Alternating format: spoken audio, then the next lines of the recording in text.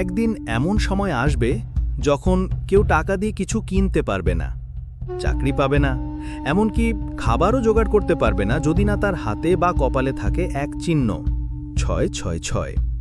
এটা কোনো সিনেমার গল্প নয়, এটা বাইবেলের ভবিষ্যৎবাণী। আপনি কি প্রস্তুত এই সময়ের জন্য? প্রকাশিত বাক্য 13:16-18 বলা হয়েছে, একটি সময় আসবে যখন দাজ্জাল অর্থাৎ অ্যান্টিক্রাইস্ট পৃথিবীতে শাসন করবে। সে একটি বিশেষ ব্যবস্থা চালু করবে যে সবার হাতে বা কপালে একটি চিহ্ন না থাকলে কেউ কিছু কিনতে বা বিক্রি করতে পারবে না।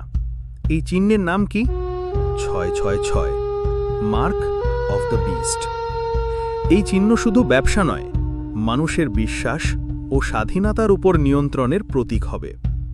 যারা এই চিহ্ন নেবে তারা আসলে দাজ্জালের প্রতি আনুগত্য প্রকাশ করবে, আর যারা না নেবে তারা হবে শাস্তির শিকার। কি? চাকরি যাবে, খাবার মিলবে না, সমাজ থেকে আলাদা করে দেওয়া হবে, এমনকি হত্যা পর্যন্ত হতে পারে। এই চিহ্ন কি আসলে নাম্বার হবে? বাইবেল বলে এটা জ্ঞানের বিষয়, যার বুদ্ধি আছে সে হিসাব করুক।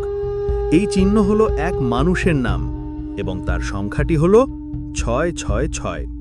প্রকাশিত বাক্য 13:18। অনেক ব্যাখ্যাতে বলা হয় এটা হতে পারে digital ID, microchip, biometric scan কিংবা কিউআর কোড বা এআই নির্ভর সিস্টেম। তবে আসল বিষয় হলো এই চিহ্ন মানে হবে আপনি কার দিক নিচ্ছেন, ঈশ্বরের না দাজ্জালের। শিক্ষা ও সাবধান বার্তা। এখনই সময় ঈশ্বরের বাক্য জানার, প্রার্থনা করার যেন আমরা বিভ্রান্ত না হই, বাইবেল পড়ে সত্যটা বুঝে নেওয়ার এবং সাহসী হয়ে দাঁড়ানোর, এমনকি জীবন বিপন্ন হলেও। কারণ বাইবেল বলেছে যারা এই চিহ্ন নেবে তাদের ওপর ঈশ্বরের ক্রোধ নেমে আসবে। প্রকাশিত বাক্য 14:9-10। শেষ বার্তা। ভাই ও বোনেরা, যেদিন এই চিহ্ন বাধ্যতামূলক হবে সেদিন আপনি কি করবেন?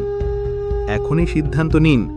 আপনি ঈশ্বরকে অনুসরণ করবেন না দাজ্জালের সুবিধা নেবেন?